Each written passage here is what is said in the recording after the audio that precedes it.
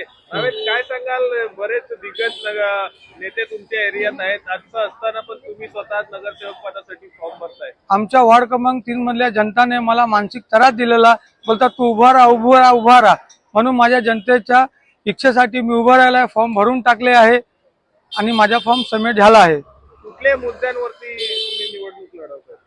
मुद्दा मी जसं महिलांच्या सुरक्षिततेबाबतचा मुद्दा आहे, व अनधिकृत इमारत आहे त्यांना अधिकृत कसं काय करण्यात येईल त्या स्तरावर योग्य ती मी शासनाशी पाठपुरावा करेन.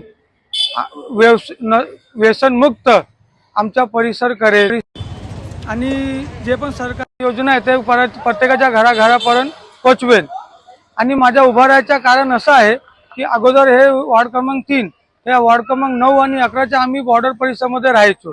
तर त्याच्यात वार्ड क्रमांक 3चे वार्ड क्रमांक 9चे नगरसेवक म्हणायचे काही काम लोक जायची करायला, तर ते सांगायचं तुम्ही माझ्या वॉर्डमध्ये येत नाही, तो सांगायचा तुम्ही माझ्या वॉर्डमध्ये येत नाही.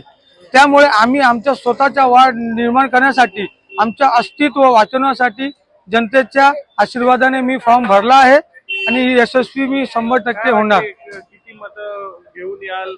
मागे तर घेणार नाही. टूट जाएगा, पार्टी बदली नाही. एक गेम एक गलती गेम पलटी. जनतेने मला सांगितलं उभा राहा, मी उभा आहे.